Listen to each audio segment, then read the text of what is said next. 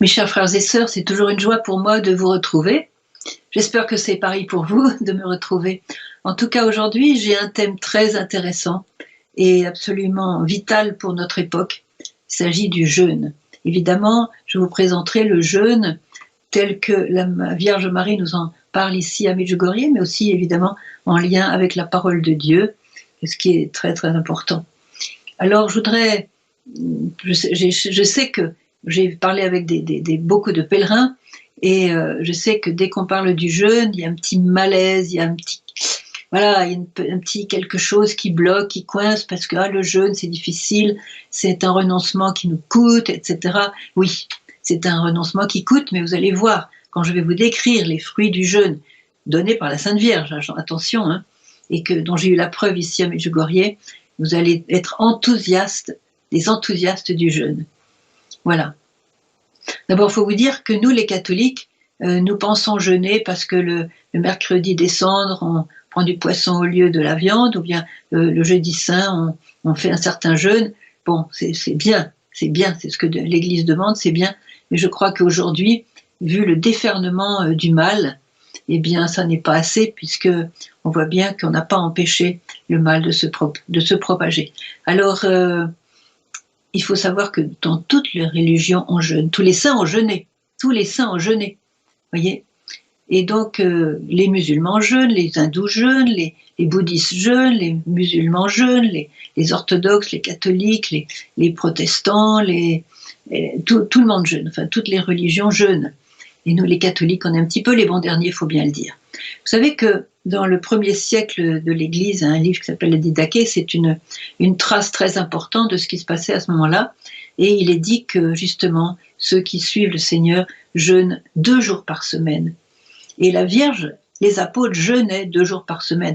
On a aussi une trace dans l'évangile du pharisien et du publicain, où on voit 2 hommes monter au temple, et l'un est publicain, l'autre pharisien, et le pharisien se vante, oui, je suis tous les commandements, et je jeûne 2 jours par semaine. Il se vante, il est content de lui, il y a une certaine vaine gloire dans son discours, et quand il repart, il n'est pas justifié par Dieu, à cause de cette vaine gloire. Tandis que le publicain, qui est un pécheur notoire, un pécheur public, voyez, mais il se frappe la poitrine, parce qu'il sait qu'il est pécheur, il est reparti, justifié. Vous voyez, donc, ce qui est important dans le jeûne, je commence tout de suite avec ça, c'est de jeûner avec le cœur, de jeûner avec humilité, de jeûner sans se faire remarquer. C'est bien de cacher son jeûne, si on le peut, c'est pas toujours possible, mais de faire avec discrétion le jeûne. Alors, je voudrais tout de suite venir aux fruits du jeûne pour commencer par vous encourager. D'abord, le jeûne, c'est évident dans toute la parole de Dieu, mais aussi dans la vie de l'Église. Le jeûne chasse les démons. Le jeûne est un instrument extrêmement puissant contre le mal. D'ailleurs, la Vierge l'a dit, celui qui jeûne n'a pas peur du mal. Celui qui prie n'a pas peur de l'avenir, et celui qui jeûne n'a pas peur du mal. Alors, il y a pas mal de messages, je vais vous en lire tout à l'heure. Et ce que je voudrais souligner surtout, c'est ce fameux épisode où on voit Jésus qui descend de la montagne de la transfiguration avec Pierre, Jacques et Jean, après une expérience extraordinaire, et voilà qu'il retombe un peu dans la réalité terrible de cette terre. C'est un jeune qui est possédé du démon, et le Père se plaint auprès de Jésus que ses apôtres, donc les 9 qui étaient restés en bas, n'ont pas pu chasser le démon de son fils. Et quand les apôtres ont pris Jésus un petit peu en privé pour lui demander pourquoi, il y a 2 réponses. Et la première réponse est cette espèce-là ne se chasse que par le jeûne et la prière. Voyez. Alors dans certaines Bibles, ils ont enlevé le mot jeûne, mais dans l'original, il y est le mot jeûne. Alors ne l'enlevez pas et rajoutez-le au petit crayon si jamais vous ne l'avez pas. Par le jeûne et la prière seulement, on peut chasser cette espèce-là, donc la plus féroce évidemment. La deuxième réponse que le Seigneur donne, c'est vous n'avez pas eu assez de foi. Et ça c'est important parce que la foi, je le dis souvent, la foi, émouna en hébreu, c'est l'adhésion au Christ. Et si on adhère au Christ, on adhère à sa puissance. Le Seigneur nous communique sa puissance. Par la foi, nous recevons de Jésus, j'allais dire, ses qualités. Par cette adhésion à Jésus, nous recevons ses pouvoirs et sa possibilité de faire des miracles qui est donnée par le Père, vous voyez. Donc plus nous avons la foi, plus nous ressemblons à Jésus et plus nous agissons comme Jésus, vous voyez. Moi personnellement, j'avais été très très très abîmée entre guillemets par le fait de pratiquer l'occultisme, le spiritisme, la divination, etc. Et donc j'ai failli, bon, vous connaissez un peu l'histoire, peut-être j'ai failli me suicider tellement j'étais mal, vraiment. Eh bien c'est par une personne qui m'a délivrée, qui avait une grande foi, et je crois que c'est sa foi qui a fait que j'ai pu être délivrée instantanément, pour ainsi dire, de ce mal qui m'habitait, de ces démons qui m'habitaient. Vous voyez, donc, par le jeûne et la prière, on peut chasser les démons, on peut chasser le mal. Donc ça, c'est très important aujourd'hui, et je crois que c'est une invitation pressante de la Vierge. Je vais vous lire quelques messages, comme je vous les ai promis, un petit peu en vrac comme ça. Alors, c'est un message du 2 mars 2013. Avec votre prière et votre jeûne, par sa croix, mon Fils chassera les ténèbres qui veulent vous entourer et régner sur vous. Vous serez bénédiction et espérance pour tous ces pécheurs qui errent dans les ténèbres du péché. Un autre message du 2 mai 2013. Que la prière et le jeûne vous fortifient, chers enfants, afin que vous puissiez vivre comme le Père Céleste le désire, afin que votre vie bénisse ceux que vous rencontrez, afin que vous soyez un avec le Père Céleste et avec mon Fils.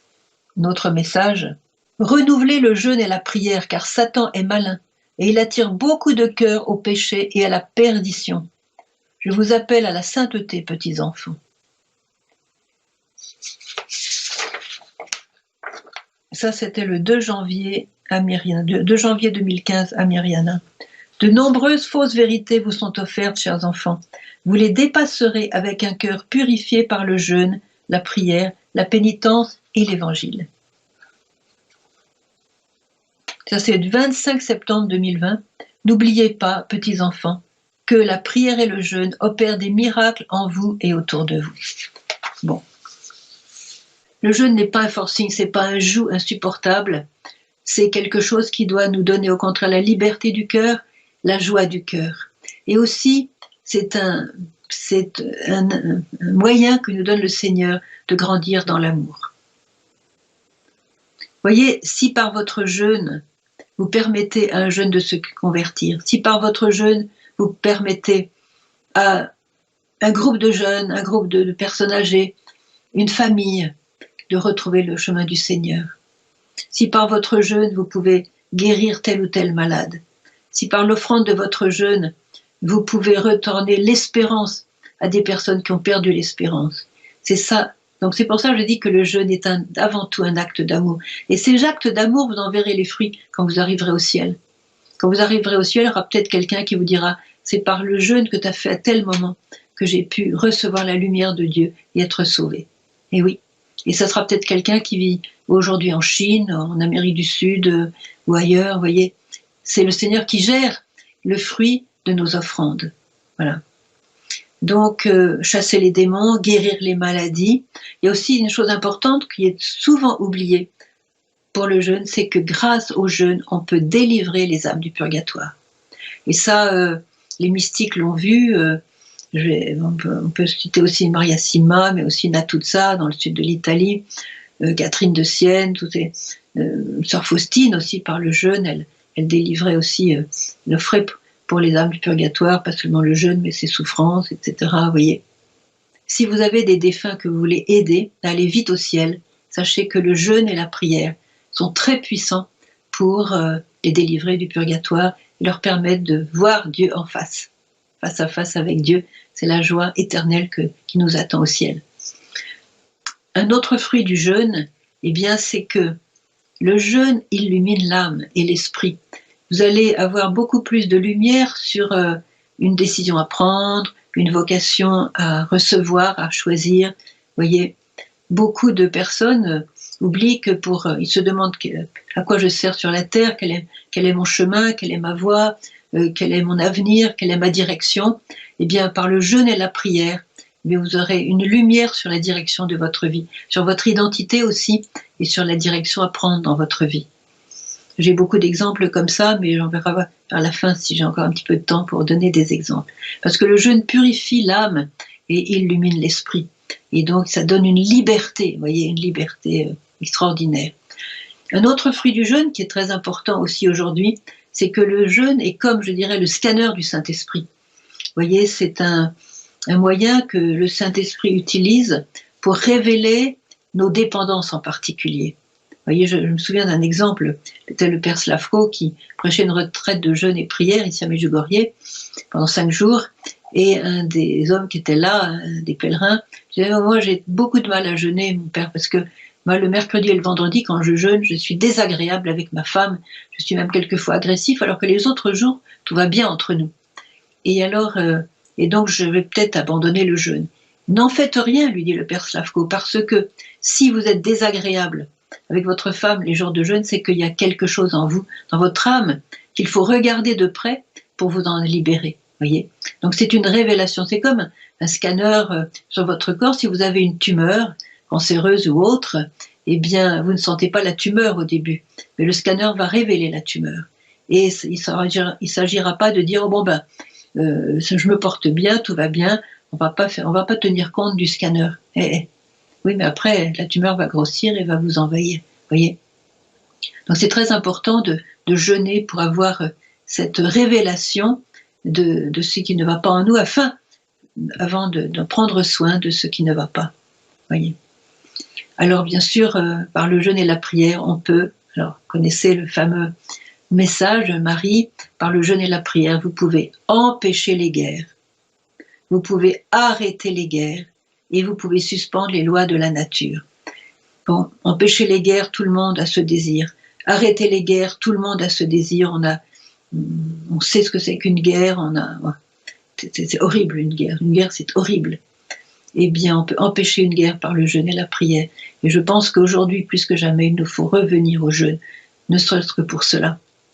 Et puis, le jeûne et la prière, seulement, nous dit Jésus, par le jeûne et la prière, vous pouvez suspendre les lois naturelles, c'est-à-dire vous pouvez empêcher un tremblement de terre, vous pouvez empêcher un tsunami, vous pouvez empêcher une avalanche, vous pouvez empêcher une inondation, un incendie, vous voyez, et cela, un incendie dans votre famille, vous pouvez empêcher un tremblement de terre aussi dans votre région. Là, on a vu les photos, les films des tremblements de terre, et je demande souvent aux gens qui me disent « Oh mais moi, ma soeur, je jeûne pas parce que c'est trop difficile. » Je dis mais cher ami, qu'est-ce que vous préférez? Réparer les dégâts d'un tremblement de terre ou d'une avalanche, ou bien jeûner au pain et à l'eau le mercredi et le vendredi? Ah mais moi je préfère jeûner. Eh bien faites-le.